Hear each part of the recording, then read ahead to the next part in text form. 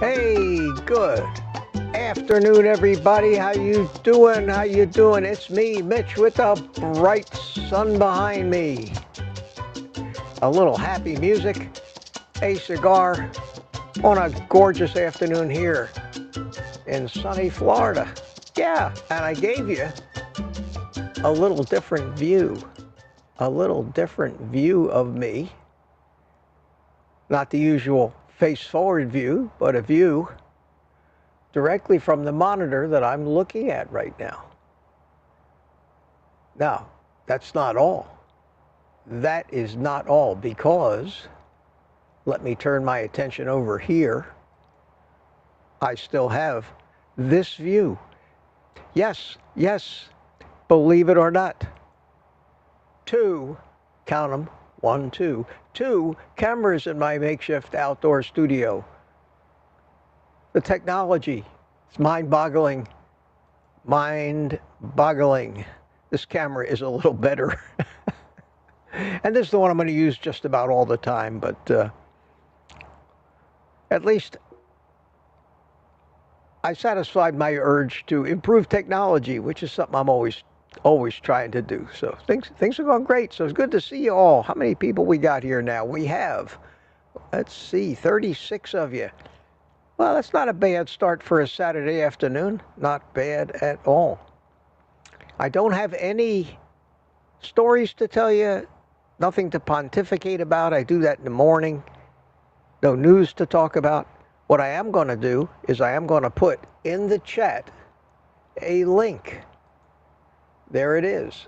Because we're going to do a forum, an open forum today. So any of you want to come in, keep me company. This seems to be the best thing to do on a Saturday afternoon. So it isn't just me sitting here looking for questions all afternoon and saying hi to everybody. We do that every morning. And as long as people keep participating in this Saturday afternoon thing, I'll keep doing it. When nobody cares anymore, I'll give it up as well. No sense doing things if nobody pays attention to you. So, let me do this. Let me run down the chat over here and see who's with me while I'm waiting for somebody. And I see that Rick at Charger Mopar. Rick is here. How you doing, Rick? Rick was here last Saturday. I mistakenly said he was here Thursday night, but no, it was last Saturday. And I'll get to you in a couple of minutes as soon as I say hi to some people. So we had Greg Smith was the first one in, and I didn't create this stream until this morning, so these people weren't staying up all night to say hello. Couch Potatoes here, how you doing? Tina Schweigerath comes with a question. And her question says, hi, Mitch. I've been struggling lately to stay 100% carnivore. So instead of beating myself up every day, I am going ketovore for a while. Can I still watch you? And a couple of people chimed in and answered that question for her. Speaking for me, I guess. I might have said no. I might have said, no, Tina, get out of here. No, you're not allowed to watch this. This is for carnivores. But you know I'd never say that. You know I'd never say that. You know I don't care what you do, what you are, even if you don't even eat meat. I don't care. Everybody's welcome here, especially you, Tina. Yeah, especially you. So in this case, the people who answered that question for you already pretty well knew what my answer was going to be. Marla Kelly, how you doing? Good afternoon all. My first air fryer steak turned out really good. Hey, congratulations. Glad to hear that. That's great. And Peter answered Tina's question, gave his permission, Tina, so it doesn't matter what I say. If Peter says it's all right, I guess I have to go along with it too. You know, I can't act as if this like were my channel or anything. And I'm glad you thanked Peter for his permission. That's great. And here we have Mike Seeley Sr. from here in Melbourne, father of United Carnivore. We have Rick, who's in the green room. Aunt B chimed in. I don't believe I've ever gotten that YouTube is updating. I don't know where that would have come from. I don't know, maybe you were on a particular device like a smart TV and it had to update the app. That's about the only reason I can think that might have happened. And Ellen chimed in, also gave Tina her permission, and of course I agree with that. So I guess it's unanimous. Tina. Isabella's here. I just boiled some eggs for me. I get my cravings most evenings. Did you think, Isabella, maybe you're not eating enough food at your meals, and that's why something's triggering your hunger? Maybe you're not eating to satiety. Think about that. And if you think that I may be right about that, then try eating a little more at your last meal. Try eating until you just don't want any more food. See, and as you get more fat adapted and more into this, you shouldn't have any desires to eat at night. But that doesn't happen right away. That doesn't happen. These cravings are a hard habit to get rid of. And you also said hello to Aunt B. Nikki W's here. How you doing, Nikki W? Good to see you. And this is Greg Smith, who's also in the green room. I can count on Greg, man. Are you home? I'm looking at the little image of you down there. You're in the truck. Okay. I was going to say, man, have some speedy driving. Smoothie's here. Smoothie 42 afternoon, everybody. And Greg Smith, I'm having a little trouble. I'm back reading this off my notebook monitor, and this bright sun and those dark green names just don't show up real well. So if I happen to put it up there on the screen so I can read it in white on black, then so be it. CB Carmack, Sheriff, how you doing? Good to see you. And who is this? This is No Slow is here. How you doing, No Slow? I'm not streaming the Rumble this afternoon. Last Saturday afternoon, it didn't work. And I think maybe I've got to go and revisit the settings for the templates that I created for both of my other live streams other than the morning coffee. I know that they seem to work sometimes not, so I didn't bother. I figure everybody over there is watching over here anyway. And there's CB again. And here we have Geo Rose 33. West Coast is a tad cloudy. It was a little cloudy up until right before I started this thing, and then the sun came out with a vengeance, and it's right over there, right behind me.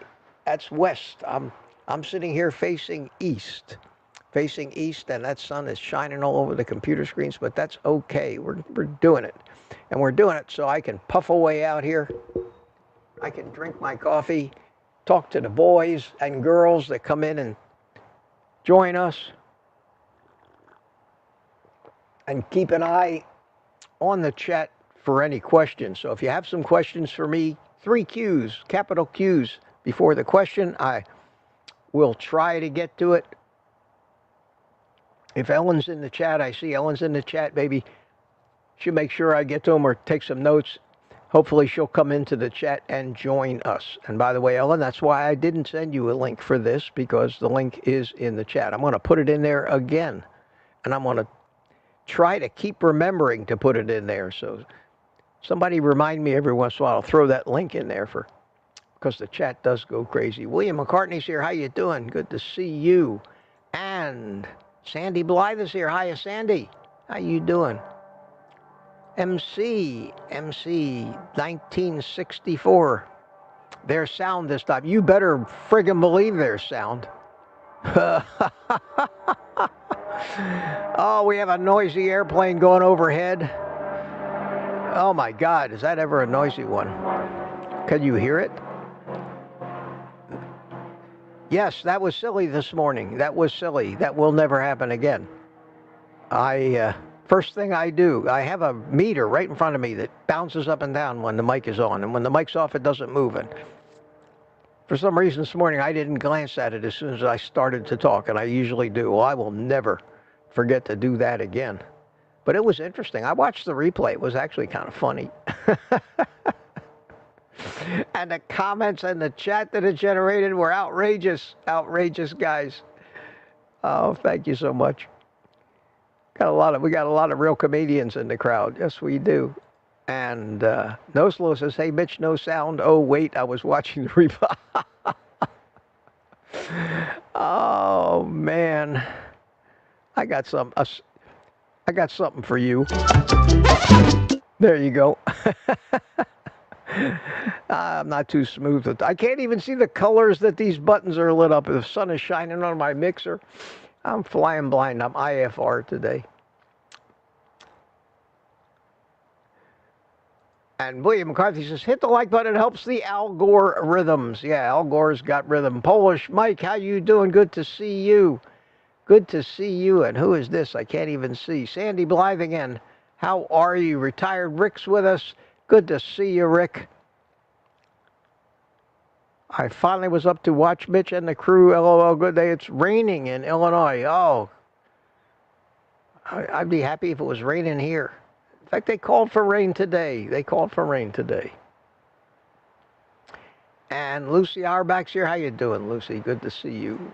Retired Rick said something. Mitch, I bought me a grinder and been grinding up meat and pork for burgers. It's awesome way to do great tasting burgers. Now, if I could quit with the sugar-free cookies. Yes. There's no such thing as a sugar-free cookie. It's full of carbs no matter how you make it. Maybe a few less carbs when you use sweetener instead of real sugar, but still carbs nonetheless. We got to stop that. We got to stop that. And we have, is that Bilbo? Bilbo, hello, Mitch. Hello from Pennsylvania. Good to see you. Greg Combs is here. How you doing, Greg? Who you do it? Good afternoon, Mitch. Love your show. Thanks. Thank you. Much appreciated. And there's another one from Peter Sissay. Hiya, Sissay. How you doing? Free Texanet, Rhonda. Rhonda, how you doing, Rhonda? Good to see you. I had Rhonda on my brain, and I actually called Chrissy's Adventures Rhonda instead of Marcia the other day. But I think I got them straight now. I'm trying so hard to remember everybody's name. And Itasca Patriots here. How you doing? Good to see you. Who is this? Isabella. Hi, Isabella. Saying hi to Papa Carnivore. And I think I said hi to William McCartney. If not, how you doing? Greg Combs, drones flying over your house. Yes, that was not a drone. That was an airplane. I think a lot of these drones are airplanes. I'm just laughing my ass off at all this drone nonsense and the way people are just running around. Until they mandate that we all start wearing helmets and send the police out to arrest anybody that not only isn't wearing a helmet, but is talking on YouTube about the helmet mandate, they'll get deleted and canceled. Here we go again. Don't be surprised. I don't put anything past these people. Christine, hello from Springfield, Illinois. Rainy and windy. Yes. Yes, it is December after all. Oh, so hard to see.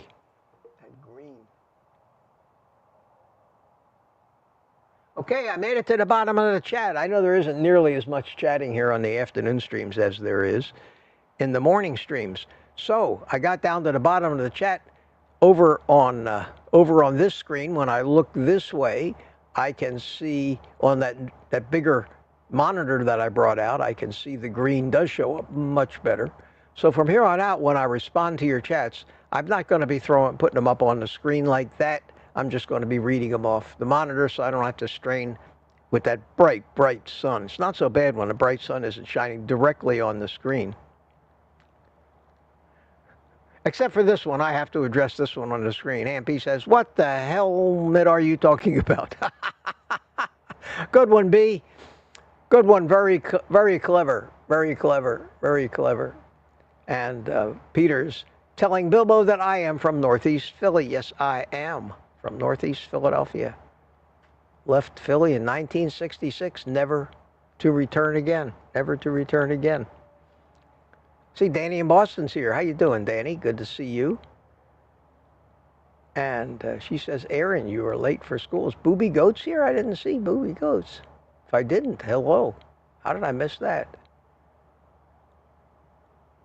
Lady June chimed in. How you doing? Good to see you. Let me put the camera back on this one because it's a much less glary picture. That one up on top of that monitor is shining right into the sun. Right into the sun. Okay, let me start bringing some people in here. We'll get the conversation started and make sure the audio is set right. I imagine you can all hear me fine. You heard the music fine. Let me bring in Rick from Miami Charger Mopar. Rick, how the hell are you today, young man? Not bad.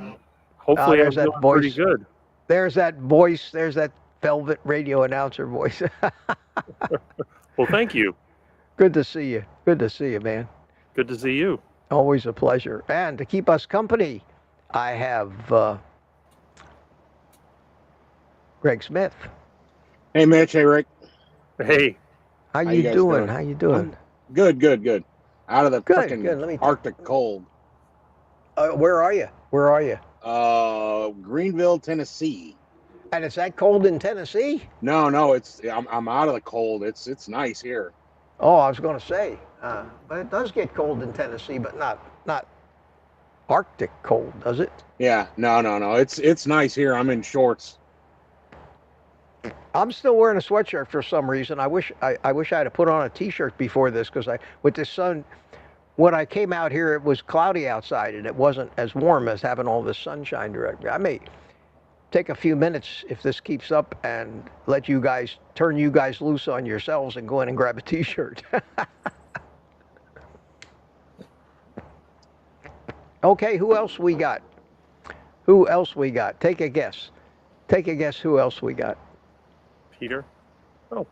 Tuca! Hey. Good day, How you folks. doing, Tuca? Good to see you, man. Good to see you. How are you, boss? I'm great, man. I'm great. I'm doing fun. I'm doing fine. How about you? How's everything in Finland? It's snowy. We have a snowstorm here, and we have about plus 10 Fahrenheit here. So we'll have like 20 centimeters of snow. I don't know how much is in feet, but 20 centimeters. Oh wow! A bunch. So do you live you live in southern Finland or northern Finland? Southern Finland, yeah. Oh, okay. Because I went and looked about an hour drive away from Helsinki. Oh, okay. So yeah, that's down on the south. Yeah. Oh, yeah. There's the cat. There's the cat. Rick's cat. Hi, Peter. How you doing? How are you? Doing good. How you doing, young man? Doing great. Glad to hear that. So the gang's all here. Let's say the usual suspects. That guy Bilbo is from Green Lane, Pennsylvania, right down the street from where we grew up. Oh, no kidding. I never heard of that. I never heard of Green Lane. Yeah, it's not far. I had a question here. I'm going to try to grab these questions as I see them run by. Question from Carlos Sampson. Any recommendations where to find a terrific rancher to purchase beef? I have no friggin' idea. I've tried around where I live. What part of the country? Yeah, that's the biggest thing. You have to tell us where you are, and maybe somebody in the panel or somebody in the chat will actually have a recommendation for you. But they're few and far between, unfortunately. There's nothing down here in South Florida except condos. That's it. When I was a kid, we had ranches. Not anymore. Now it's all crap. Yeah. I can't help you on that one. I wish I could. I wish I could help myself on that one. I'd like to buy like a half a cow at a time, have it butchered, and vacuum seal it and freeze it. You know what? I do have a ceiling fan above me. And I got my air conditioner on. if I can, I've got to tell you, my neighbor's air conditioner is running right over there. If I can find the remote control for my ceiling fan, I will turn it up. I will turn it up some, and Do you ever that's better. Ceiling fans that run off a big old pulley? Oh yeah, yeah. That's the old-fashioned kind. Yeah. My grandfather had in his business. He was in the drapery and slipcover business. And they had a huge factory down at 13th and Filbert Street, downtown in Philadelphia.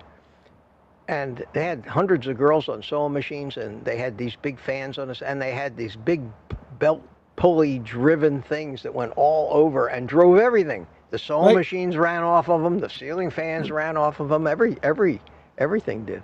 My grandfather worked at one of those clothing sweatshops in downtown Philly. Could have been the same one for all I know.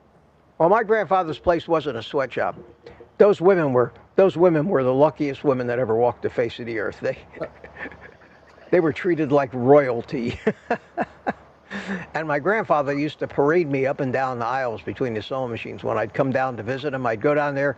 When I was a kid, 7, 8, 9 years old, 10 years old, I'd get on the bus. I'd go downtown, get the bus to the subway, onto the subway, got off at, was it 12th or 13th Street, a Market, walked over to Filbert Street, which was the street next to Market, went in, and he took me to the Reading Terminal to have a big corned beef sandwich for lunch, and then he took me up to say hi to the ladies, and every one of those ladies had the grip of death. And they would grab your cheek, and they'd pinch it real hard, and they'd go, "Oh, he's so cute. Look how adorable he is." And I'm going, "Oh, God, stop it. You're killing me." And one after another, man, you talk about it, running a gauntlet. That was something. "Hey, Mitch, let's go meet the girls." No, thank you. No, thank you. I'll pass. I'll never forget that. Some things when you're young, you just never forget. You never forget. I have another question here from Sissy. Sissy says, "What is the keto flu exactly? Is there such a thing as carnivore flu?" Well, it's not flu. It's not flu as in what we normally think of, a virus-driven disease. It's just feeling bad, headachy, no energy, maybe gastric distress, and it comes from when your body is trying to switch over from prioritizing sugar as a fuel to switching over to what? Oh, he's showing me gadgets already. Switching over to prioritize burning fat. And they nicknamed it the keto flu because you just have flu-like symptoms. But no, it's not a flu. There's no such thing officially as the keto flu. And depends how extreme a sugar burner you were, but the more extreme and the longer it's been since you've really metabolized fat on any kind of a regular basis, you might get the symptoms a little stronger. But you got to work through it. Week or two should be over it, and as well as the bathroom adventures that we all go through. So that's the answer to that question, and I'm going to keep an eye on that chat over there and make sure. So I have to keep an eye, make sure nobody's in the green room that I'm ignoring. I have to keep an eye on the questions. I have to make sure I don't mute my microphone. And I thought we might get some new people in here today. What's that? I thought we might get some new people in here. Well, we may very well. We just started this thing, and we'll see. I'll put that link up in the chat again. Also, let me do that, and I may have scared them all away. Yeah, no, I didn't put it in there. If anyone wants to join us, please come on in. Yes, and also let me do a little self-promotion here, because I have to do that. If anybody really appreciates what I do, wants to say thank you to me, I have this buy me a coffee thing. You all know about that and are probably tired of hearing about it, but if I don't ask, I never get. So in the Squeaky words of wheel my, gets the grease. yeah, my father always used to say that to me. He used to say, "You don't ask, you don't get," and it's true. It's true. So there's the link. And the other expression is Rick, you'll love this expression. It's an old Jewish expression. If it's free, it's for me. I'm Jewish and I never heard that one, Peter. I'll tell you what, anymore, I go the opposite direction. If it's free, I try to figure out what's the catch. where's the virus? You know, where's the malware? Where's the phishing scam? Where's, I'd rather pay for something. Yeah, if they're not trying to sell you something, then you are the customer. Yeah, I went looking a little earlier today. I wanted to just think about how simple this is. I don't have one on this computer. Just a little clock face that you can, a little window app. You just turn it on and then puts a little clock on the screen. You move it around, make it whatever size you want. Couldn't find one that, not a free one, that obviously wasn't malware, scams, or something else trying to get you to click on the wrong thing. Kind of advertising or something in them, or a banner. Or... Yeah, all of those, that so-called free software, it's got some kind of a hook in it. And so I looked at them all and I said, discretion is the better part of valor. I have a clock up there on the wall, and so when I do this and I look over there, that's what I'm doing. I'm looking at the big clock. Didn't Windows used to have something like that built into the operating system? A widget? They do now, but they have a widget, but I put the widget up there and used it a few times, and then when I went to open it today, it said, "You've used up your free trial widget." So it's supposed to be part of the operating system. Well, they do have a thing called World Clock. Yeah. But that's not a clock. That's a whole window, and it's got, where you put different countries in. I just want a stupid little clock, and I used to have one a while back, and you could pick from a number of different faces, and you could make it any size you wanted, and it was really cool, but I don't remember what that was. That was years ago on an older computer, and I went looking for that, and I couldn't find it. Could not find it. I could not find it again. Yeah, that's one of the things I love about the Apple operating system is that it's always in the upper left-hand corner. No matter what you're doing, there's always a clock, the date, and then on the other side, it's your status, battery and signal strength. On a PC or on a phone? On the phone, on the tablet, or on a desktop. I got clocks. I got clocks everywhere on the phone, on the Android phone, including on this is when it's turned off. I mean, this is when you have it in standby. Well, this is on my screen right now. I've got all our windows up, but up in the upper left-hand corner is a clock. No, I'm not going to go to Apple just for the clock. Sorry. I know you guys keep trying. You keep making fun of my Windows PCs. I'll tell you what I'm doing on this little notebook computer right now, for me to try to do this on an Apple would take almost an act of Congress. No, it's incredible. It's incredible. It's way easier. No, I'll tell you what I'm running right now. I made some improvements on my system here. I am running the same software now that I run on my Studio Inside. I'm running OBS. OBS lets me change scenes. If I want to show you a Google window, for example, I can do this, see? And then I can go do a Google search for stuff. And I can do this very easily now out here. And there, I'll get my Google search, and you see I'm down there in the lower right-hand corner, the window and all that. I can do that. I can have as many cameras as I can plug into this thing and switch back and forth between them. I can set up, I can even throw a green screen behind me if I want. And, I've got it. I'm catching up with my Inside Studio out here on my patio on a 2x4 foot plastic folding table that, and this is all working off of an Asus notebook. I've got my mixer set up and working, so I can make.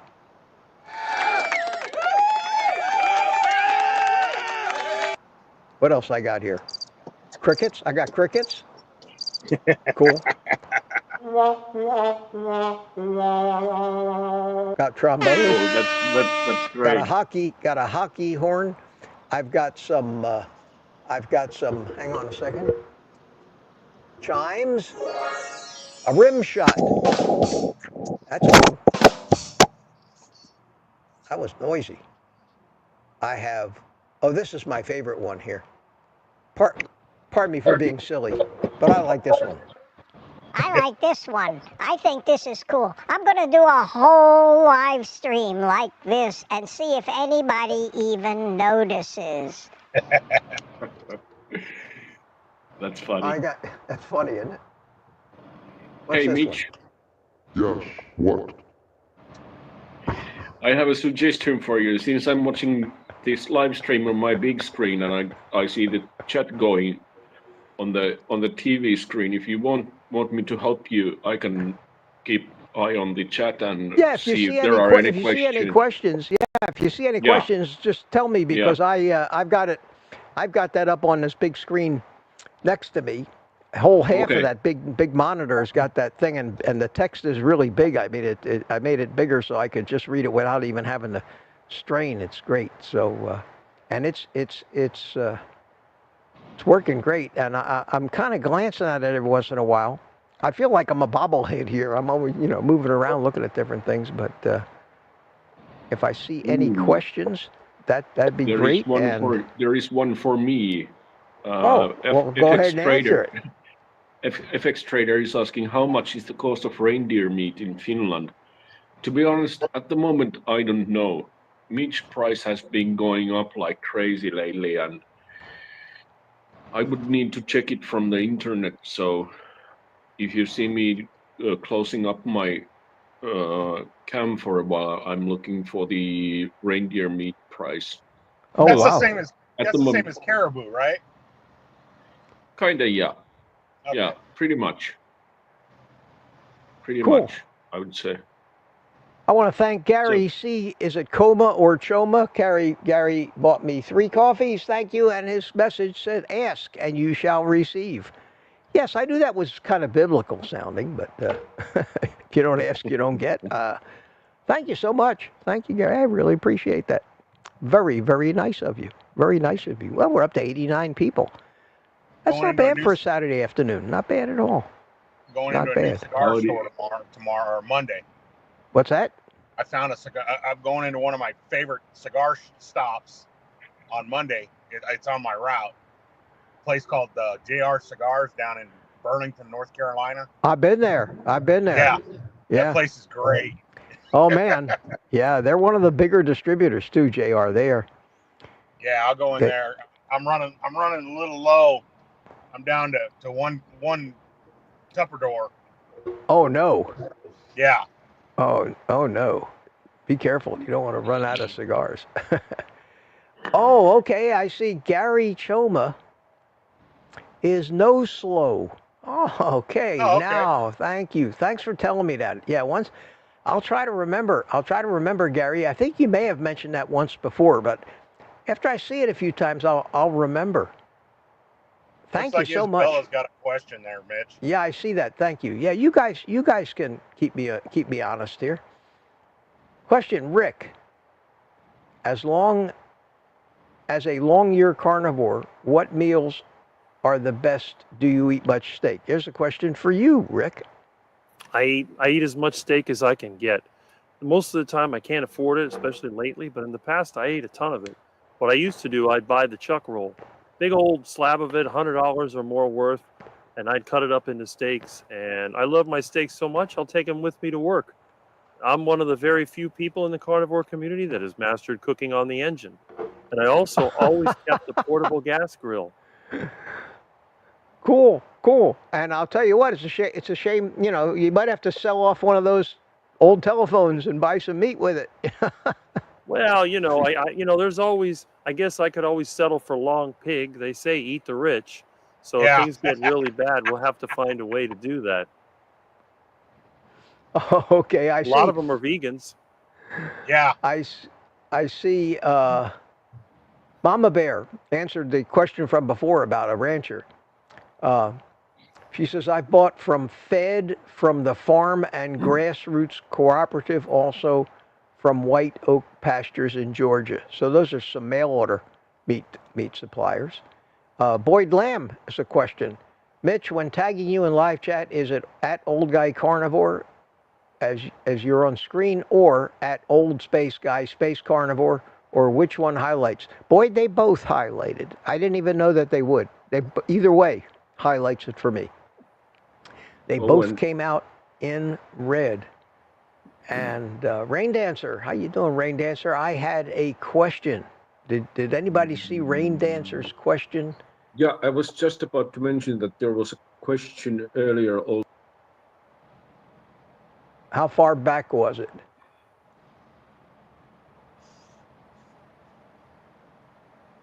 Tuca, was it way back earlier, or? Well, he's buffering. I'm looking. What? Oh, okay. Here it is. Rain Dancer. I see it. I found it. Does this diet make anyone else freeze? You mean, does it make you cold? Like shivering cold? I hadn't heard that. I hadn't heard that before. Oh. Not me. Not me. Hot.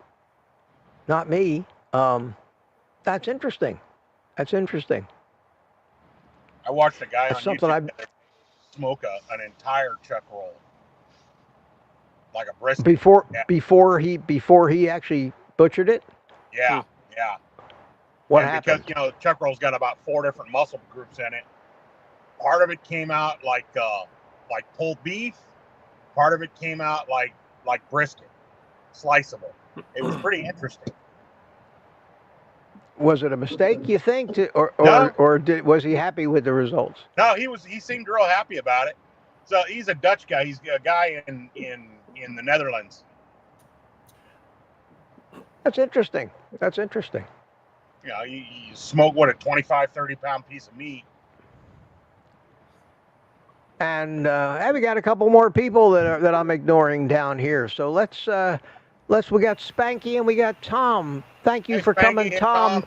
Tom spells me as being the elder statesman in the room. How are you, Tom? Can you hear me? Uh-oh. Tom may have a big... Great, thank you. Yeah, we've got there's a real delay again, man. I asked you how you doing, and it took... Yeah, I asked you how you were doing, and it took you 10 seconds to say great. So, yeah. So it's going to be very hard to have a conversation with a delay, and I have no idea why you get that delay and all the other people in the chat don't. Who'd I just lose? Maybe the connection or something. I lost. But Rick, sorry guys, there was a question for Rick. FX Trader was asking that what year did you stop eating vegetables? 2.5 years ago. Oh. Was the last time that I ate any vegetables. Is that what he was asking? No, that was for Rick. Oh, for Rick. Okay. Well, what year did you stop eating veggies? I never really ate a lot of vegetables growing up. I used to throw them out the window to the ducks.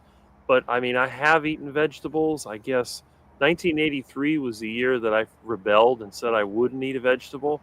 But I do eat some vegetables to this day, because it's not unusual for me to put homemade sauerkraut with the heart attack chicken or with the heart attack burger.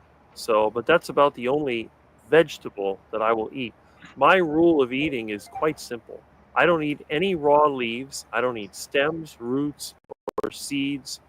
And that's without exception. So any of those things that come from a plant are inedible. The only plant material I will eat is when I don't have enough meat.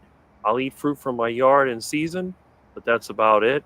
So yeah, it's been, I think the last time, like I said, the last time I had vegetables was sauerkraut, but I cannot eat raw cabbage because it gives me gas, diarrhea, and digestive pains. But for some reason, the sauerkraut doesn't bother me at all. In fact, it goes good with a heart attack chicken. I feel like I got more energy when I eat that. Now, someone asked about being cold. I'm the opposite. I'm always hot everywhere I go. Now, it's not just because I live in Miami, which is pretty much a hellhole as it is, but even with my air conditioning, I got my air conditioner set on 65 and it's blowing right on me, and I feel nice and comfortable. And it's not until it goes below 45 degrees outside do I get cold. That's the only time I'll use a jacket. But I'll ride my bike when it's 55 degrees, which I did a few weeks ago. That doesn't bother me. So, the carnivore diet never made me cold. That's some people, I guess it does, but not me. Let me say hi to Sherry Morgan. Sherry's here. Hey, Sherry, how you doing? Sherry just bought me a couple of coffees. Thank you, sweetie. Thank you so much. Thank you so much. She says, happy Saturday, Mitch. Love and light from Itchy and Scratchy. And for those of you who don't know who Itchy and Scratchy are, they're her little guinea pigs, little piggies. Cutest things in the world. Thank you, Sherry. How you doing? And Sherry says that she also gets cold. And it may be a function of losing weight and being thin. You don't have as much padding. Maybe that might be why. Do any of you guys get the meat sweats when you eat a big steak or a bunch of meat? Not me. If I eat too much, yeah. If I'm really packing it on like at a Brazilian steakhouse or something, yeah. Rick, do you get meat sweats from eating a bunch of steak? No, the only time I get that is when my air conditioner is broken. Oh. Hey, Mitch, I got an email the other day saying that my gifted membership was expiring. No kidding. I never got a gifted membership. That's YouTube probably made a mistake on that one because you've been a member for a long time. Yeah, and that happens after 30 days. Wow. You better make sure they don't cancel your membership somehow. Well, yeah, we'll see. I'll know immediately because you'll stop being green in the chats when you come in. And anyway, Mark Whistler's here. How you doing? Mark says he's smoking a brisket. I'm waiting for the coffee cups. Mark sent me some replacements for those coffee cups. The one that he sent me that broke. Remember that adventure? And so I get a thing from the post office this morning that I've got a package coming, but I didn't go to drive all the way to the post office like I did the last time when I got that notice because it didn't actually find its way into my actual post office box until the next day. So if I don't see it on my informed delivery from the post office, I will drive over there in the morning, Mark, and hopefully it'll be there. I know it's Sunday, but the lobby's open where the boxes are. So I appreciate it. And he sent me 2 of them, and Ellen's going to get one, and I'm going to send that up to her. I'm going to mail that up to her. So we'll have that. I see a question from FX Trader here. Mitch, the carnivore diet improved my blood circulation. Do you have similar result? I would imagine. I don't know how you would measure that, but I would imagine that it couldn't hurt your blood circulation. I think it would have to improve your circulatory system. It improves everything. Sherry is saying meat sweats a new carnivore perfume. meat sweats. Meat sweats. A new carnivore perfume. Yeah. There you go, Sherry. I think. I can see the advertisement right now. I can see that some gorgeous woman is standing there, and all the cows are coming up to her and licking her face. I wasn't sure where you were going with that. I'm wearing meat sweats. Yes. And I'm teasing people with my coffee mug. It says, "Drink coffee and hail Satan." Nice. Oh, yeah. Just to tease people, piss them off. So Mark, don't take it too seriously. That's Mark a was a cool guy. Carnivores, Tuca. Because everyone's always bashing people if you drink coffee, if you're carnivore. So you're going to hell. You're going to hell as a carnivore. Preferably so. Christine says I slowly increased Lugol's iodine to 50 milligrams daily. That is a shitload of iodine. You sure? Because, that would be, 1 drop is 1,500 micrograms, which is 1.5 milligrams. That would be 25, 30 drops of iodine a day. Holy cow. And did it help with the cold? I don't have thyroid issues. Wow, that's it. I've never heard of anybody taking that much. I think Tom in Tampa was telling me that, or somebody was telling me they took 8 drops a day. I only use 2 drops a day of it. I do 15 drops of 2%. Oh, okay. Yeah, Booby Goats here says carnivore did improve my veins, but she spelled did D-I-E-D. So it said carnivore diet, and I'm wondering, what the hell? And then I figured out what you really meant to say. Hey, Mitch, we lost Rick. Is he in the green room? No, but we do have somebody else in the green room. Thank you for reminding me. We have Ketovore Candy. Hi. Hey. A newbie. The women are here. Yes, the women. I think she's muted. You're muted. You're muted. Your mic is muted, I think. I said hi. How are y'all? Can't have it just be all the boys all the time, you know. Oh, no, that's great. That's great. And I can't be the only one that talks. And you know what I mean? I can't be the only guy like that. So thank you. I don't feel as bad as I did this morning when I talked for 5 minutes and nobody could hear a word I was saying. Be nice, honey. Don't give him hell right away. That's my hubby. Oh, He's cool. telling me Hi, to be hubby. nice. So we've never met you before. I don't even believe I've ever seen your name in the chat. I've been in here before. You know, I started a channel at the beginning of the year, and I went by Keto, Carnivore Candy, and then I switched it because I eat a little bit of ferments with my food, and people are so dogmatic that they're going to come for you if you say you're carnivore, but you eat a little bit of fermented foods. So I changed it. Now I'm Ketovore Candy. So, yeah, I've been doing basically carnivore since the beginning of the year. Cool. Cool. Cool. Where are you from? I live in California, but I'm originally from Kansas. So Kansas. Okay. Well, you're a long way from Kansas, Dorothy. Yeah, but you know, honestly, I've lived in California longer than Kansas, but you can't take Kansas out of your blood once it's in there. So I'm a Midwest girl for sure. A#1 Savage says that he subs to you, or she, whoever. Okay, yeah. Yes, I just put up a... Huh? How is carnivore working for you so far? Good. I started at the beginning of the year because I just kept gaining weight no matter what. You know, years ago, probably 13 years ago now, I had the gastric sleeve, and I was a lot heavier. I was like 280 pounds then. Holy cow. Yeah, I lost, and then I started slowly gaining back after about almost a year, 6 months to a year after the gastric sleeve. I started gaining weight, and it's been a struggle ever since then. And right around COVID time, I gained up to, again, 45 pounds. And I'm like, this has got to stop because I'm going to get way back up to where I was before. So I really buckled down right when not carnivore, but right when COVID hit. And I started doing keto and fasting. And then, you know, that leads to the videos of carnivore. So I started doing more carnivore, but then I'd go off and on back and forth. And at the beginning of this year, I was at 209. You know, I had gained back up to 209, and I'm like, okay, that's it. So, yeah, I mean, I don't lose fast. I lose really, really slow. So I've only lost about 30 pounds in the year, but it's better than being 209. Well, listen, I have lost... my daughter had a band, gastric band.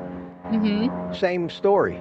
Yes. Everybody who has those things always puts the weight back on because you replace the foods that you used to eat in volume with the foods with the densest concentration of fattening stuff in them. You eat more ice cream, you eat, you know, and it's amazing how many calories you can cram into yourself before you get that full feeling that you get from. Oh, I never get full. Yeah. If I'm eating Cheetos, I can eat the whole bag. Yeah, my dad had the full-blown gastric bypass, and for 15 years afterwards, he could never eat more than about a fist-size meal. So that's the only thing that kept, because he'd eat 6-7 times a day. Yeah. But he never gained the weight back. He was lucky. He was able to maintain. Well, I started 2 years ago, and my weight was around 215 or 217, and I'm now down to 182 or 180, pretty much. So, but now it's kind of stalled a little bit, but I'm prepared for that, and my body is getting more lean from the sides, and also the belly's shrinking. Maybe also because I'm doing yoga, so which Okay. should help to get the excess skin Belly, skin, back. yeah. Yeah. So I haven't lost that much weight like many other carnivores have done, but other than that, I'm feeling great most Yeah, of the Good. I time, feel I would great. say. So I started at 310. Mm-hmm. I'm down to about 268 now. That's good. And then how long did that take you? What did I start in March, April? March or Oh, April? that's fast. That's pretty Yeah. fast. Yeah. In fact, I had to take another 2 inches out of my belt this morning. Stop bragging. Right on. Well, I drive when I'm at home. It's hard to stay strict because I drive truck. When I'm on the truck, I've got steaks and ground beef and pork and chicken in the freezer, and cheese and eggs in the refrigerator. And you have an air fryer? No, I use an electric skillet. You know what's good too? I take it to lunch at work every day, and these girls in the office all have seen me, and they've practically all of them have bought one. But it's called a Hot Logic, and it just goes I've into. Seen those. Yeah, it's really good. I'll cook my hamburgers from frozen and raw. I'll just throw them in there, and by the time lunch is rolled around, it's ready for me to eat. So they have them with. I never heard of that. I'll have to look into it. Oh yeah, it is. I swear by it. I put a video out, short video, but I don't even meal prep anymore because honestly, I'm kind of blessed with the fact that I can just eat hamburgers every day and not get tired. So that's my lunch every day is about 8 ounces of hamburger. And I just throw it I never cook it ahead of time because I hate the taste of reheated meat. Unless it's in spaghetti, which I'm not eating, then I want my meat fresh. And if it is a leftover steak, I'll eat it cold. But my hamburger, I just put it in a glass container, and it's about the size of a regular little lunch box. It's not big. And you just throw it in there and it'll cook your food. So anybody that is going to work and trying to find something easy, if you have a plug-in, it's perfect. And Cool. they also sell them that plug into your cigarette lighters in the cars too. I'll have to check that out. Mm-hmm. I got a question here from FX Trader. When you stop losing weight on carnivore, what can you do to restart it again? Pretty much nothing, except keep doing carnivore because you're in a stall. And a stall is a natural and normal part of any weight loss journey. Your body is fighting you to hold on to what it considers hard-earned energy that it needs to survive, and it stores its energy in the form of fat. And you have what they call a set point, and the set point is where the body feels it's got the right amount of fat, and if you keep losing fat below the set point, it's going to make it harder and harder, and you just got to keep going and work your way through it. That stall might last for months. Doesn't matter. Just do it right and keep doing it, and that should get you through that. But don't feel that you're any different. That's just normal human physiology to have these weight loss plateaus. Everybody has it. And I want to do something here while you're here, Candy. I want to go ahead and I want to give you a shameless plug for your channel. And I want to subscribe. So you're going to get to watch me click the subscribe button to Candy. And you've got quite a lot of videos. Look at this. Holy cow. And some of these videos. We lost Candy. Oh, well, I scare her away. Hang on a second. Let me get back and see if I can find Candy again. And let's see if we can find me again. There we go. There you are. Okay, I don't know why we lost. And Rick is back too, but maybe people are dropping like flies here. There you go. Okay. Hey, Rick, you're back. Well, thank you, Mitch. I appreciate it. You're welcome. You're welcome, and good luck. Candy, I just wanted to say it's Peter, Papa Carnivore up here. Hi. I also, from time to time will have maybe a pickles with my steak. So, you don't need to have these carnivore police have you change your channel you're a carnivore. You're eating just like even Rick, who's sitting to you look to your left or on the screen, is 41 years carnivore, and he's have from time to time some sauerkraut or whatnot, and fruit. Well, the scientific definition of a carnivorous animal is that they get 70% of their food from meat. Most animals at one point or another had to eat carbs and survival food because the meat just wasn't there for a while. The hunt failed or whatever reason. So cats eat grass. Only the carnivore Nazis are the ones that are telling you can't. Not only can't you eat a vegetable, but you can't even think about one or look at one unless the carnivore police come and arrest you. So no, we don't. I don't take it that serious. I don't eat plants because I don't want to anymore. So watch out for CB Carmack. The sheriff, yeah. Who's that? Is that somebody with a channel? Yeah, no, he's one of our viewers. He's a great guy. Sheriff in Alabama. Alabama, he's a sheriff. Yeah, I guess he's a good guy. everyone can see me. My power went out. Yeah, I see you now. Is that what happened? I was wondering. Yeah, the power went out, and then the battery backup kicked in, and then the internet went down. I had to go outside and struggle with the generator. I haven't started my diesel generator in like 6 months. I finally got it started. And is it like a 1943 surplus World War II diesel generator? It's a Lister 3-cylinder. It's from the 50s, so it's really old. How did I know that it would be like that? But guess what? I have everything working: internet, lights, air conditioning, refrigerators. Everything's back to normal. It's only a 6K generator, but the thing is like this big. I mean, it's a monster. Oh yeah. And probably will continue to be working long after you and I are both gone. Those things are built like tanks. How big of a gas tank is on that puppy?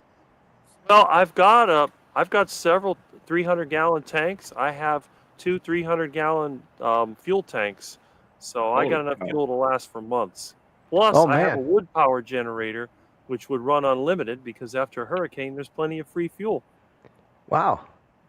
Man, it sounds like you're like the ultimate prepper there. You're ready. You got a bunker I'm an under. extreme example. Have you got a bunker under your place too? No, you know how it is in Florida. The water table's too high. Yeah, it's tough. We don't have basements. We don't have. When you get inland, you get inland into the center of the state, you got some elevation. You can have basements, but not anywhere along the coast. That's for damn sure. Rick, I can't believe it took you this long to find Mitch because you guys are like brothers from another mother in so many ways. You're both gadget guys.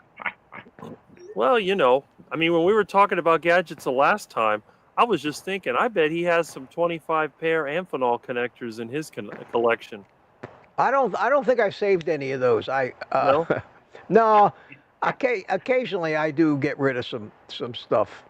I could sure use some of those because really? I was trying to put another extension on my phone and I ran out of female connectors, so I may have to repurpose a SCSI connector. A SCSI connector. There's something I haven't heard of in a long time too. A SCSI connector. That's something I've never heard of. You've never heard of a SCSI connector? Wow. Why would she? The thing is, I've been around a really long time. And I blend in with a lot of the younger IT guys, and they laugh at me when I talk about fixing IBM XTs. They don't even know what an IBM XT was. No, I was telling them about my Timex Sinclair, my Commodore. Yeah, Commodore. Yeah. Radio Shack Model 1. Trash 80. Yeah, wow. A lot of Trash 80s. Listen, do you ever get up to Orlando, Rick? I haven't been there in 20 years, but maybe when I get my truck fixed, I will. There's a store on Lee Road at I-4. It's called Skycraft, affectionately nicknamed as Sky Junk. It's a surplus, electronic surplus. You would go nuts. You would go nuts in there. You would go in there. They wouldn't be able to get rid of you. You have never seen so much old electronics equipment and parts and pieces. And you talk about Amphenol connectors. They would have 55-gallon drums of those things, used ones that they cut out because they take equipment apart and piece it out and then sort the pieces into these big bins and barrels. And virtually anything that you might want to fix any old piece of electrical type equipment or radio equipment or military electronics. It's unreal. Mm-hmm. You want, Yep. heat shrink tubing. I used to buy heat shrink tubing by the mile in there, and the prices are good. It's crazy. It'd be worth a trip up to Orlando for you. I mean, it would be a real destination for you. Well, if I can get the parts I need, I'm going to fix my truck. I don't know who keeps calling me. People don't even think my phone actually works, but it does. Funny. I always joke with them. I say, "Can you show me how to install an app on my phone? What kind of phone do you have, Apple or Android?" I'm like, "Western Electric." They're like, "What?" Yep, Western Electric. Western Electric, yeah. I don't have an Apple or an Android. This I have has a military label pineapple on it. I have a pineapple phone right here. Oh man, that's funny. Well, my funny. house looks like a surplus. I got so much old stuff in here, you wouldn't believe it. I believe it after seeing you the other day. I believe it. And I'm in a different location now. I'm in my bedroom. That's why I have neon lights. That's what I use at night. Don't you know, Mitch? really? Seeing is believing. Candy. You see all those people with their red glasses now? That's like the big trend. The blue blocker glasses. Well, my whole house is like red light glasses because at night I turn on the neon lights. I have incandescent bulbs. There's nothing bright here. Like these other people I know, they live in these stupid houses where everything's painted white, gray, and black. And you walk in there and it's like daytime. You go in my house, it's like nighttime. I had my friends tell me it's like going in a submarine. I said, yeah, it's probably just as dangerous too. Oh man. Candy, you're really getting the Rick Charger Mopar experience today. You are. There's a question for you, Candy. Okay. Question. Ketovore Candy. How is Ketovore different from carnivore? Oh, I'll let you answer that. Well, basically, because I eat a little bit of carbs, I will have some fermented vegetables or foods with my meat. Not all the time, but and just a little tiny bit. So I just say ketovore because of the fact that I'm not only eating just strict meat. So ketovore is basically mostly meat, but sometimes you include things that are keto. I think Ken Berry and Nisha kind of coined that. Yes, because Nisha said she's keto, sissy, keto means less than 20 total grams of carbs a day. Carnivore means 0 grams of carbs a day. So they came up with an in-between. They called it ketovore, which is less than 10 grams of carbs a day. It's all arbitrary. It's a construct. It's just made up definitions for different levels of carbs. Who was talking there? I interrupted. Somebody was talking. There's carbohydrates in eggs and yogurt. So there's carbohydrates in everything. In all meat, in the form of glycogen, but that doesn't count. You can't count those or worry about those. Egg has, I think, what I see as 0.7 grams of carbs. Well, okay, that means I had 4 grams of carbs with I ate 6 big ass eggs for lunch today and a half a pound of bacon. Actually, I think that might end up being my only meal of the day. That was a lot of food, and. I don't count those. That you can't count that kind of stuff. It's not in the form of sugar. You can't eat enough meat to raise your insulin enough for sure, or get your cravings going. I can't imagine that because satiety sets in so fast from all the fat you're eating with the meat that you're never gonna get to the point where your subconscious mind thinks there is no food around, and that's what triggers the cravings. Your subconscious mind says, "Where's the meat? There isn't any. We're on survival mode. We need more sugar. We need more sugar." And away you go. Mitch. Yes. Lori is saying Greg is smoking smoker. He's saying about Greg that he's smoking smoker. Okay, I don't. Who said that? Lori?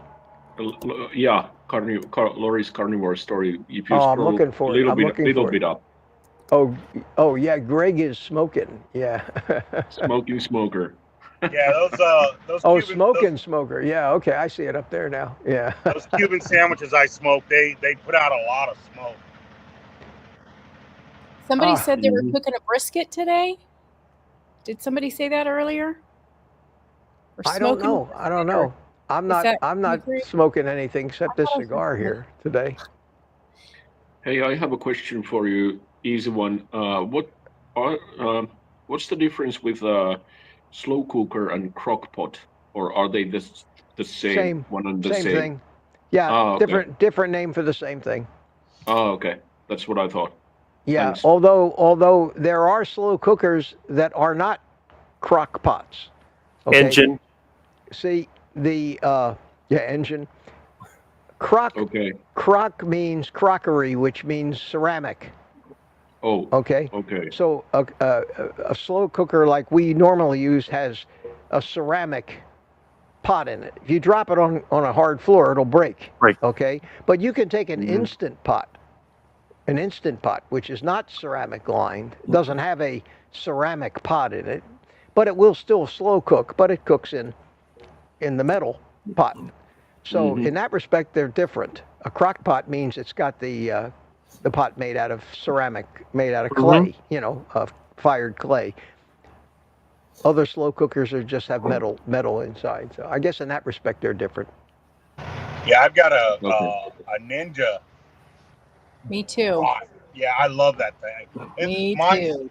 mine's probably, I don't know, 5-6 years old, and I absolutely love that thing. Mm-hmm. It's the one that can slow cook and sous vide and all of that and bake. Yes, that's the one I have. I love it. Yeah, I used to have it here on the truck, but it's just too big. I'm limited on space, so Yeah. Mitch, Yeah, I mean, bought the 9-in-1 Instant Pot. I haven't used it yet, but I'm looking forward to using it. It's pretty good. I don't use mine all that much because I've got so many other different ways to cook things. I got a smoker. I've got the crock pot, which is easy to use. But it's a great gadget. I tried sous vide. I even used the sous vide mode one time and made a steak in it. It came out great. It held the temperature more than accurate enough. Not as accurate as an immersion circulator might, but close enough to actually do a legitimate job of sous vide a steak. So I mean, for one appliance, you could pressure cook, slow cook, do all kinds of things in that, and they're not expensive either. Yes. Mitch, Mark Booz wants to come in. He needs the link. Okay. and there As are soon as two I put this water questions. bottle down, I will. And there are two questions. One is for Charger Mopar Rick, and one is for FX Trader from FX Trader. So Sandra McDonald is asking, "How's your pussy doing, lol?" That's one cool. Okay. And Okay. FX Trader is asking, "Is Instapot better than air fryer?" I have no idea. Oh, they're completely different philosophies. And an Instapot. No, I think you'd probably find an air fryer grill combination more useful than an Instapot. But they both they have certain areas they cross over. But an Instapot would be more for pressure cooking, for soups and stews, maybe slow cooking a brisket or something, or a chuck roast. An air fryer is for steaks and burgers and wings and things like that you want to cook hot and fast, and have them come out like fried foods instead of basically stewed foods. So they're a good complement for each other. And Thank with you, those Matt. two, Sorry. no, go ahead. What'd you say? Sure. Sherry has a question for you, Rick. I mean, Mitch. Okay. He was asking Mark. Hi, Mark. How you doing? Good to Hi, see Mark. you. Was Sherry's question? There it is. Question. Hey. Do you think the sous vide would work for low histamine, like boiling and pressure cooking?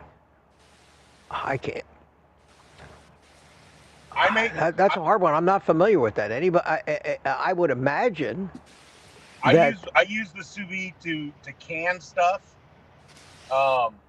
Just for thermal canning, like cheesecakes or anything that doesn't need pressure. You can do in the sous vide. You put it in there cold, you heat it up, take it out, set it on the counter, and just the cooling effect draws that vacuum. Makes it pretty close to shelf stable. It depends on what it is, but you can do most things if your immersion circulator gets hot enough. But doesn't cooking it for a while increase histamines? Yeah, but they always say if you have a histamine reaction, don't slow cook your meat. Just maybe make a fried hamburger or a. In that case, a sous vide would probably be better because you don't cook it at any high enough temperature to do anything. When I sous vide a ribeye, I do it at 128 degrees. That's not much warmer than a warm bathtub, Yeah, I think it's the time and temperature thing. Whereas in a slow cooker, you tend to, it's a high temperature for a longer period of time, even though it's low or high. It's usually much higher than it's near boiling. Whereas in a sous vide, you never get that high, so it's more time versus temperature. Oh, okay. And the time, the longer you do it in a sous vide, it won't overcook it. That's the interesting thing. Your meat will not. If you put a ribeye in a sous vide and leave it there for 2 hours, it'll be 128 degrees in the center. If you leave it there for 10 hours, it'll still only be 128 degrees in the center. If you leave it there overnight, it can't get any hotter than the water around the vacuum sealed meat. But the meat does tenderize the longer you keep it in there. Yeah. So you want to do a chuck roast. You put it in a sous vide about 145 degrees, 50 degrees. You leave it in for 24 hours. It doesn't fall apart like it would if you cooked it in a slow cooker. It's not shreddable. It doesn't, but it's tenderized. But yet still the correct internal temperature, and you can sear it off like a steak. And a lot of people have videos saying how they can make something taste like a ribeye that's a lot cheaper. I haven't had a whole hell of a lot duplicating a ribeye with a chuck roast yet, but in principle, it's the same. It's the same thing, but it never comes out as tender. I don't care how long you sous vide it. But I love my sous vide. I love it. My daughter had a birthday party last weekend, and her husband wanted to do chicken Alfredo. So I was all for it because I can eat the chicken and I can eat the Alfredo sauce because it's carnivore. Just, don't eat the noodles. So I told him, there was like 30 some people. So I said, well, let me just cook all the chicken breasts in my sous vide the day before, and then we can heat them up on the grill and season them. And it came out so good. The chicken was perfect and tender and didn't fall apart, and it was really, really good. So if you're cooking for a crowd, sous vide is the way to go. I'm juggling everything here. Andy, I think my Instapot slow cooker has a sous vide setting. It does. We were talking about that. Oh, okay. Yeah, that's what I said. I tried sous videing and it worked great. You set the temperature to 130, 128, and it keeps it within a degree or so, which is close enough. I mean, that's close enough. Mitch, can I use a Ziploc bag in there for sous vide? Yeah, you can at low temperatures, but what you do is you use and it may be hard to get it to stay in place in an Instapot. In my regular sous vide thing, I've got a square container and it's got a rack in it, and you can set the rack up with different distances, and if you got a steak, you can slide it down into the rack and it keeps it in place. Otherwise, you got to weigh it down or clamp it to something, or else they have a tendency to want to float up. But you can use two different methods of sous vide. You can vacuum seal something, in which case you just put the whole vacuum sealed thing down in the water, or you can use what they call the immersion method. The immersion method can have an open bag like those silicone rubber sous vide bags that I have. They stay open at the top. There's no vacuum sealing. But if you leave the open top sticking up out of the water, as you push the bag and the meat down into the water pressure pushes all the air out of the bag and effectively has the meat in a vacuum down at the bottom of the bag. And you can use a Ziploc bag. You can use a Ziploc bag like that the same way with an immersion method. Just as long as the top of the bag is out of the water. And be careful you don't get any water into the bag, because then you won't have sous vide meat. You'll have stewed meat. That ruins it. It's terrible. Oh, Mitch, you're in trouble. I need to get a blonde wig and some lipstick says boiled lamb and Danny in Boston. So you need to give me a blonde wig. Hey, Peter, just make sure that you use a Ziploc branded bag. Don't use the cheap ones, because they'll deteriorate in the hot water. I see you more as a brunette than a blonde there, Juka. I'm having trouble picturing that in any form myself. It's kind of disturbing picturing it. Oh, yeah, it is. I mean, the mustache and beard is going to completely ruin the blonde. Anyway, Sherry's question about the histamines, I have to do a little more research on that. That's something I never even thought of that, to tell you the truth. I've never had a problem with actually, the histamine. Candy was Googling about it, so what was the discovery about it? What did it say? No, you're right. You're right. It says that sous vide cooking generally does not significantly increase the histamine levels. Oh, okay, so, good. Yeah, you're right on that. Good. Nice to have a researcher on staff today. That's great. Is that the beautiful and talented Lisa Booz? It is. It is. Oh, there Hi, she is. Lisa. How you doing? How are you? Well, he put right in the name Mr. and Mrs. Booz. That's right. Oh, yeah. Can't touch this. Yeah. Quick question. I cook a lot of stuff. I smoke a lot of stuff. Now, I made a chuck roast in a slow cooker yesterday, and I had ribs that I smoked the other day, and I pulled some meat off, and I added it to the roast in the slow cooker. It was awesome. But now, with what I got left over, what's the best way to make soup out of that? Add bone broth to it? What do I do? Because I got a lot of good stuff there, and I'm not getting rid of it. Well, you may need more of a chef than I to bone broth. Get a low salt bone broth or low salt stock, because you probably salted the meat before you cooked it. They salted the hell out of it. Yeah. Yeah. So get a low salt or unsalted stock or bone broth, or make your own, and just use the juice that's in the slow cooker and just add it all to the, and add a couple of boxes of broth and go to town. And just put it on the stove and just put it on the stove at a low heat. Let it simmer. Yeah, let it simmer for half hour. You won't hurt it. Yeah.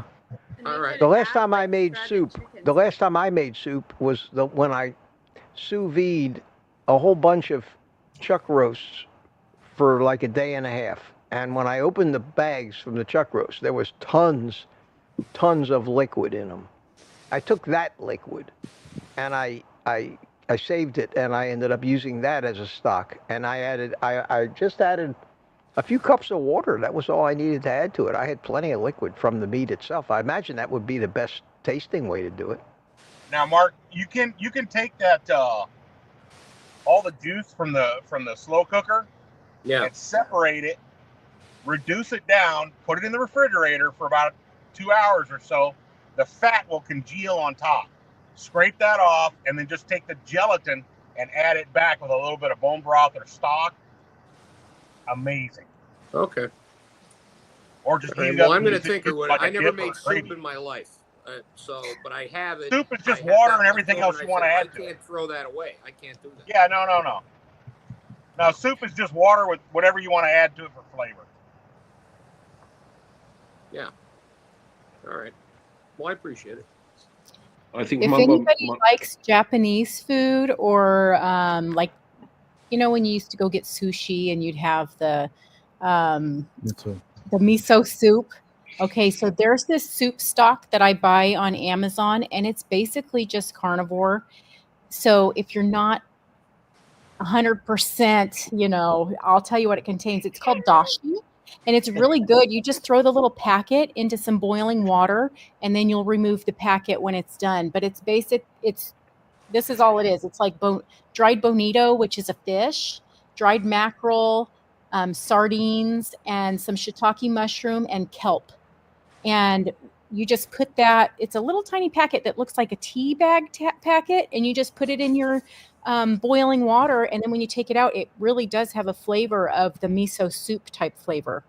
And then you could put your meat in there, and it's really, really good. So it's called dashi, and they sell it. I'm sure they sell it all over in the stores, but I just bought mine on Amazon. You can use that.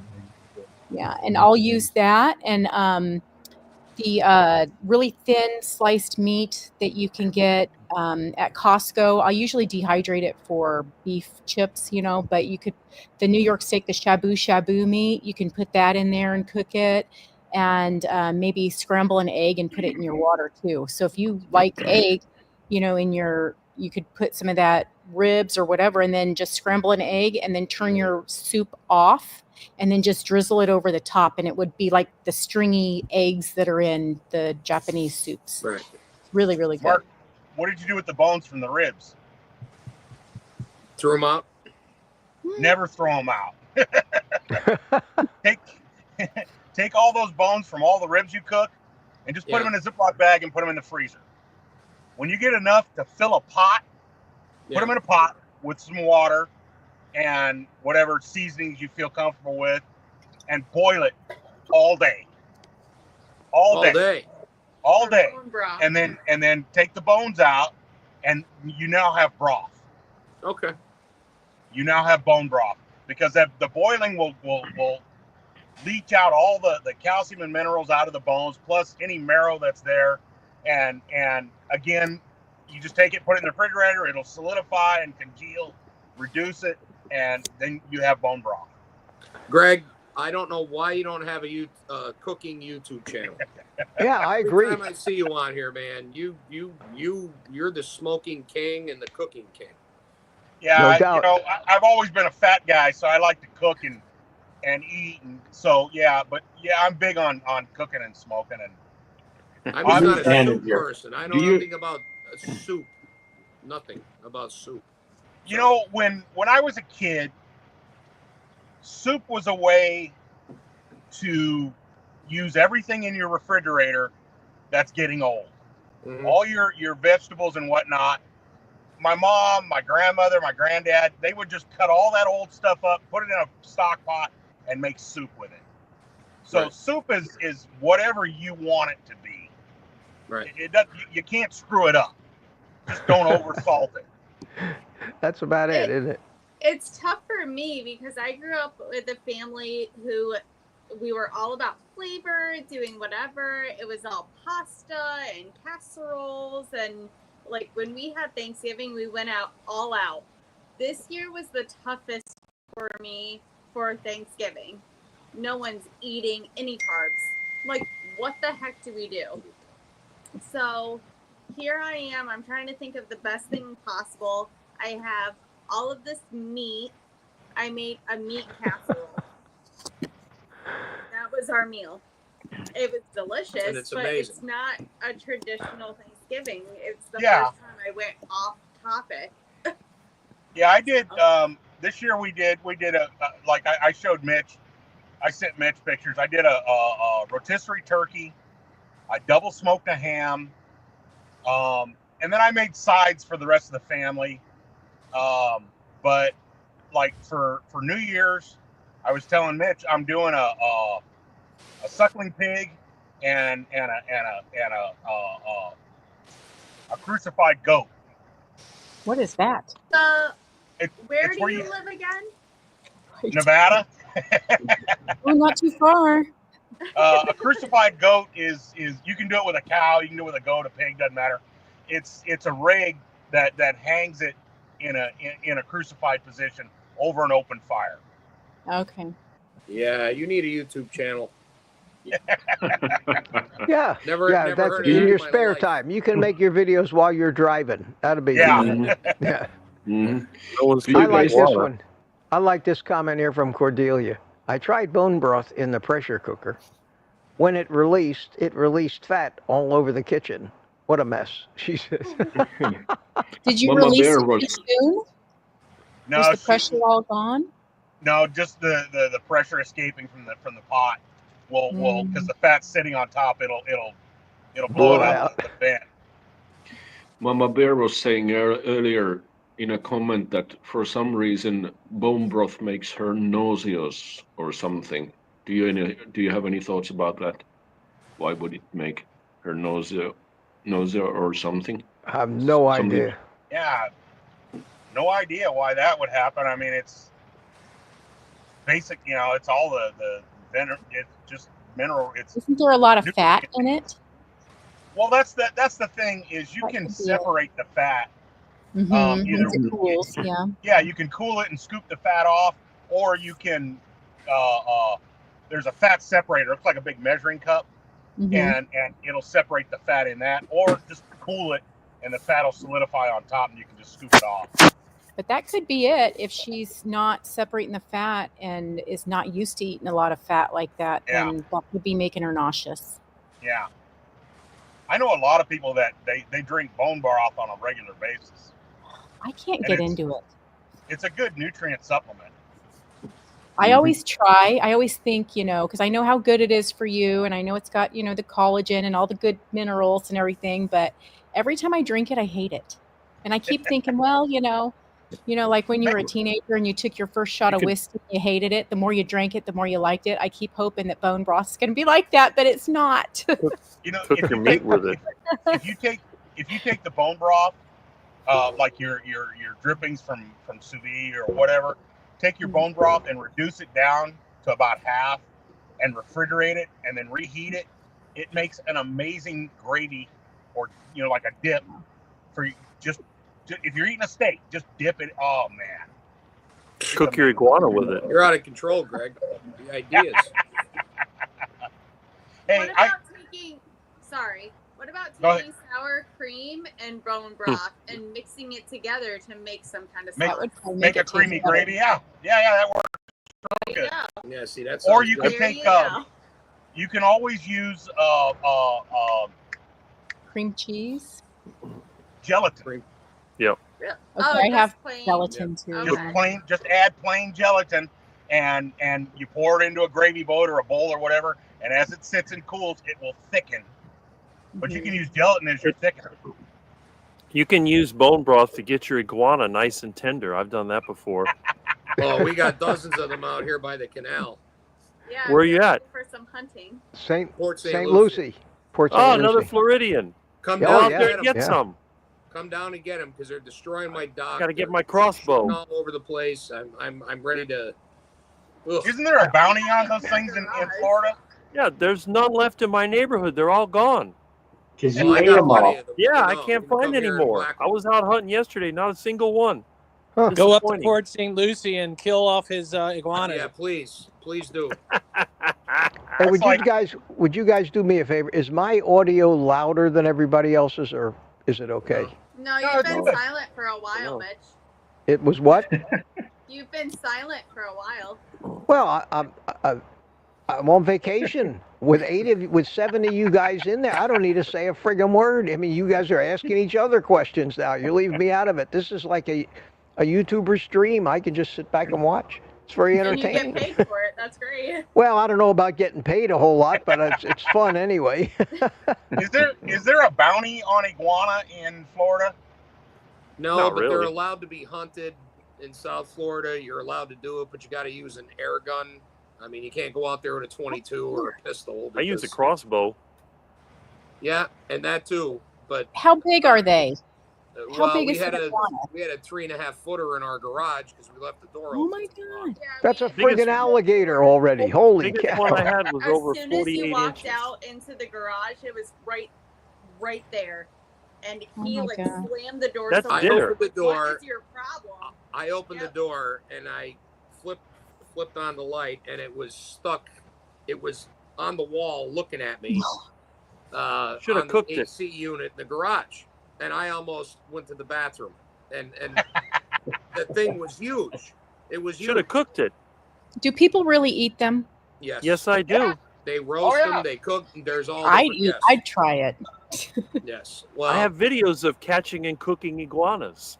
On your channel? Yes. Oh, I'm gonna Oh. go look at that. I mean, if you need content charger, me and you can put camo on and let's go out there and whack them. Because I got. I need to should. get rid of a lot. Hey, of them. Rick, that sounds like an invitation for a hunt. Yeah, there Yeah. you go. Come on Now, if I over. can just get an engine for my truck, I'll be a happy camper. Well, people eat alligator all the time. Gator. That's right. Gator Oh, I tail. love yeah. gator. I love gator. Yeah. From what I hear, Everybody it's says better, it tastes right? like chicken. Everybody, you know how? What does Yeah, it taste it's- like? Well, it tastes kind of like chicken. You know, It everybody doesn't says. taste like chicken. It tastes like chicken, but it's depending on where you get them, they Yeah. can, like catfish. They Tastes can like taste fish. pondy. Yeah, they can taste like where their environment. He's right. But they're it's amazing. I love tail meat. Oh man. Kathy here, Florida, says iguanas ate $100 worth of new hibiscus plants in my yard. Want to believe it? See? I got Yeah. hibiscus bushes too, and now they all have flowers. They eat my They're brutal, papayas man. and They're everything. brutal. They're bad. They're brutal. The They were eating deer, my bananas. the deer. When I lived up in the Orlando area, we lived right on the Iguana Preserve, and there were bears, black bears, deer, all kinds of, and the deer would just devastate the landscaping. I'd pull into my driveway at night and I'd see some eyes sitting out there behind the bushes, and it was the deer sitting back there munching on my landscaping that it cost thousands of dollars. You know, what are you going to do? What are you going to do? We need to get together and go to Texas and do a pig hunt. You mean Pig a hunts wild in boar? Texas. A wild boar hunt? Wild pig, yeah. We got Because so they're- many of them here in Florida. We don't know what to do with them all, man. And there's no season. Well- It's open season, year round. You can In hunt those things. Texas, it's open season year round, no restrictions, no limit, because they're invasive. We Oh, used to they're have they're them a here. mess. They're the Yeah. nastiest, and they're the nastiest things, and they're not really good to eat. There's no fat on them. They're lean. They're so lean. It's crazy. Yeah, you gotta You gotta add a little fat. It's You like gotta deer, make it's like sausage. venison. You got to Yeah. make sausage out of it. That's what my son, does a lot of hunting, and he would hunt the boar, but we would never eat any of the meat itself. It would always go right into sausage. And he had a friend that was a butcher at Publix. Used to save all the fat trimmings for him, and he'd grind all that up, and he'd mix it up about 50-50, half and half with the boar meat, and Yeah. made great sausage. Made Oh, yeah, it makes terrific, great delicious sausage. sausage. Yeah. Yeah, you can do a few things with it. You can, long and slow, low and slow cook it, but you got to add fat to a lot of it. Yeah, I mean, that's why they feed pigs grain. They feed them corn to fatten them up. Otherwise, a pig in the natural habitat is not going to get fat. Yeah. But They they're used- mean. They're nasty. They Son used of to have bitches, fat aren't over they? here. In The wild Texas, pigs we they used to do. have, they were fat. In Texas, they do helicopter hunts. You'll spend a day in a helicopter shooting them, and they got a crew of guys on the ground that collect them for you. There's another Yeah. YouTube channel. YouTube channel, yeah. Sky King, pig Just hunter. ideas. I mean, Yeah. See, Rick, this is the perfect channel for you. All talking about hunting and iguanas. How about Muscovy duck? Ooh, Quack, quack. Quack, quack. I don't haven't know. shot birds in Andy, do you know what a 20 Muscovy years. duck is? Mm-mm. I know what Rick, a duck tell her is. what that is. It's also known as a turkey duck or vulture duck. Oh, I never heard of it. Really? I've got had all over some wild Florida. animals, growing up in Kansas. My dad always hunted, but we did not get Muscovy duck. They got Egyptian goose and Muscovy duck. They're both invasive. So it's nothing like a turkey vulture then, right?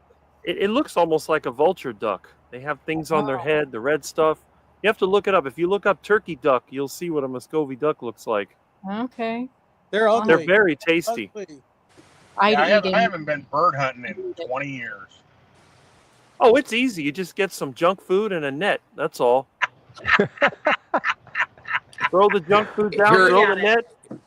You know, you don't want to kill the duck by the canal. You want to bring him home. Oh, look at That's an that. iguana. Ooh, that is a big one.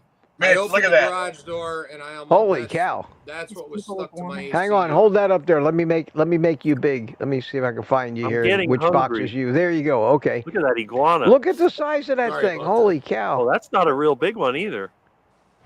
Hold on. That's an eater. They There's like a- to climb up Oh, yeah. on the top of walls, don't they?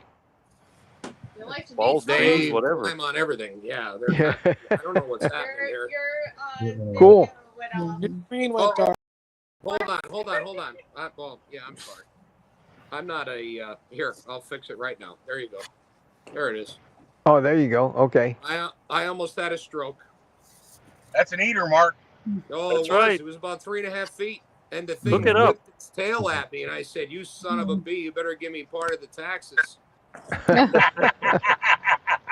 Don't you dare give me grief." That's cool. So You can get them with a shovel. I've done that too. I got it with a broom. I got it out with a broom.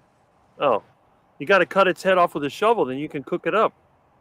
Yeah. Well, and just like father, like son, they didn't care about anything but the fact that their cars were there. our car's in the garage. Yeah, like you jump on our cars, man. Oof. Game over. I got it out though. Man, I'm watching the chat over. You guys are just chatting up a storm. Yeah, it's going nuts. My cars Wow. need a tetanus shot if they get on them. They get a Listen. tetanus shot from all the rust. Listen, Mitch, it's almost midnight here, so I gotta start to tap out and get ready to get some sleep. So Yeah, I think it's a good Well, nice idea for you to seeing get to you. bed and actually get some sleep. it's To 11:35, so it's early to go to bed. But Get some sleep. We're Maybe going not- to because yeah. we got to make some food. So All Yeah, right, all right. I Well, think good you to got see this you. covered. Good to see All you right. as usual. Good night, Thanks for people. coming in. Thank All you. right. Good night Good to night. you. Later. Bye-bye. Take care Bye. of yourself. Bye. Bye bye. Okay. Now what happened? Who else left? Oh, the Booths left too. They both left at the same time. So Yeah. there's 6 of us. Yeah. Okay. Well, listen, we've been going for over an hour and a half here. Holy smokes. Yeah. Good. Doing good. I like these open forum. I think that I do enough in the morning. You know, with the morning, 1 hour every morning, you know, or more. That's a lot of answering questions and saying hi to people, and you know, doing that routine. That these live streams, and maybe even Tuesday night, this would be fun too. You know, I've been thinking about doing away with one of the evening live streams because you know you can, you know, maybe I get on people's nerves if it's too much, you know. But I think There's that so many live streams you can barely keep up with some of them. yeah, but this But- is fun though. We have fun on our live streams, and Yeah. I get a pretty usual steady crowd, and we still got about almost 100 people in here.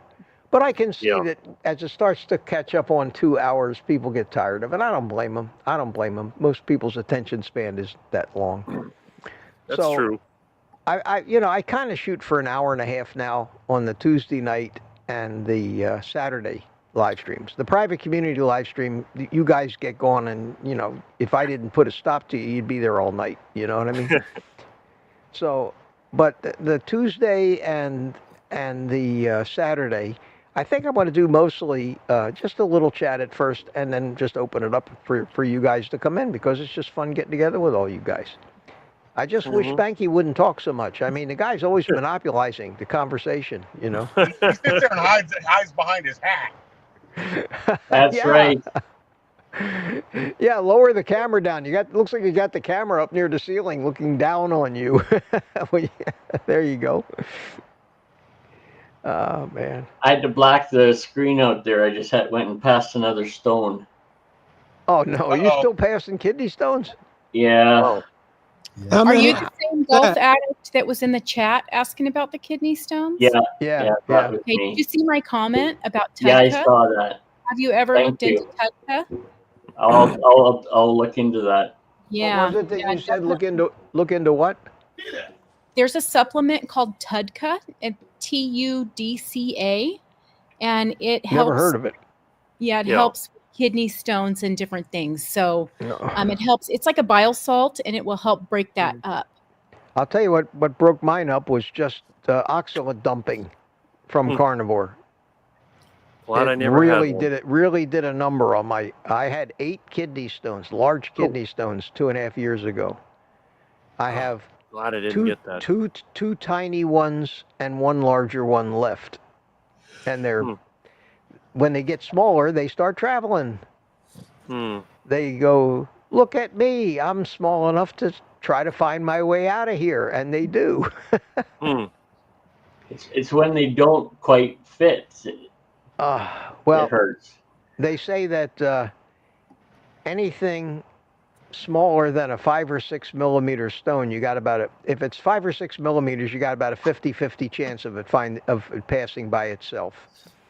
And anything bigger than that, they generally have to figure out some way to bust it up, either with laser or ultrasound or just go in and grab it. And I've had that done once, and the last one I passed a couple months ago was a 6 millimeter stone. It turned out I passed 2 of them at the same time, and I have them. I saved them. I have them wrapped up in paper, like a machine souvenir. gun. I'm gonna put them in clear acrylic and make a necklace out of them.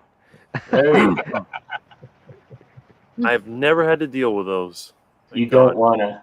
Well, you never ate enough plants to eat enough oxalates to get the calcium oxalate stones. That's where that comes from. You know when the worst plants to eat, Rick, are the plants that they call superfoods. Kale. Well, kale's not so bad. Spinach is the worst. Spinach is the worst. Almonds are loaded. Not only are almonds loaded with oxalates, but they're loaded with cyanide too. They're a really great thing to eat. And for so long, everybody was saying that almonds are the perfect food for human beings. So I'm eating tons of raw almonds. I'm lucky I didn't poison myself with cyanide. I eat so much of that stuff. I used to find out. love almonds. And almonds are horrible. And chocolate is loaded with oxalates too. Horrible.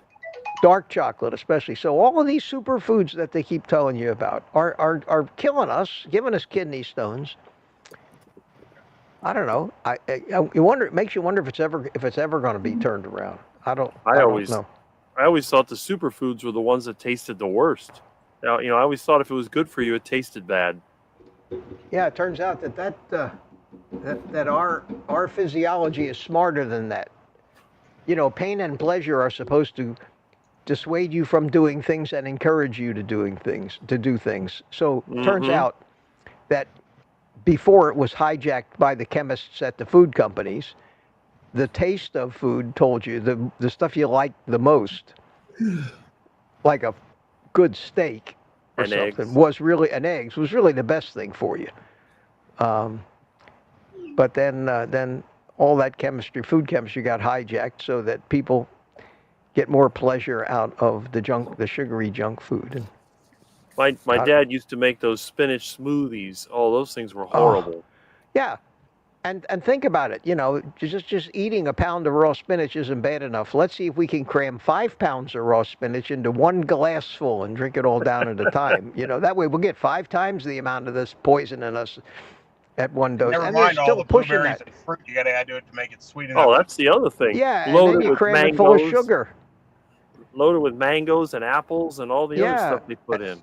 And they're still billing that. And people still go to these smoothie shops and buy these things and think they're doing something that's really healthy, is going to help them lose weight.